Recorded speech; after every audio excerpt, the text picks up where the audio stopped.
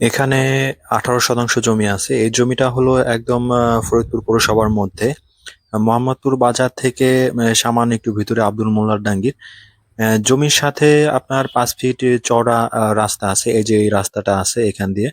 আর ওই সামনে উঠলেই আপনার হলো বড় মেইন রোড আর কি।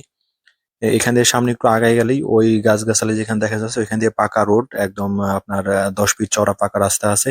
আর এখান দিয়ে হলো আপনার 5 ফিট চওড়া একটা রাস্তা। এই রাস্তাটা আপনার সরকারি হালট হিসেবে ব্যবহার হয়। তো এই জমিটা যদি কেউ কেনেন বাড়ি করার উদ্দেশ্যে, যদি কেউ কেনেন বাড়ি করতে পারবেন, সুন্দর একটা বাড়ি হবে। আশেপাশে বাড়িঘর টুকটাক হচ্ছে এখান দিয়ে।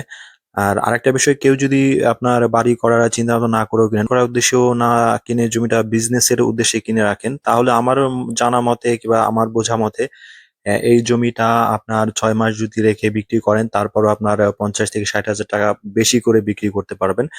কেউ যদি জমি কিনতে চান, জমিটা দেখবেন, দেন তারপরে দামাদামির বিষয়টা আসবে।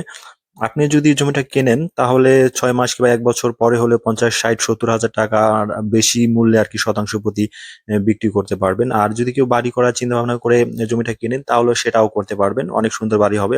রাস্তার ধারেই জমিটা, রাস্তার পাশেই জমিটা। আপনার বের হওয়া নিয়ে কোনো ঝামেলা হবে না।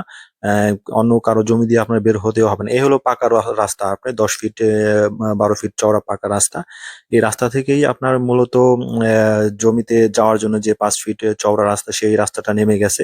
আমি একটু দেখাই, এই যে এখান দিয়ে রাস্তাটা নেমে গেছে 5 ফিট চওড়া। আর ওই দূরে জমিটা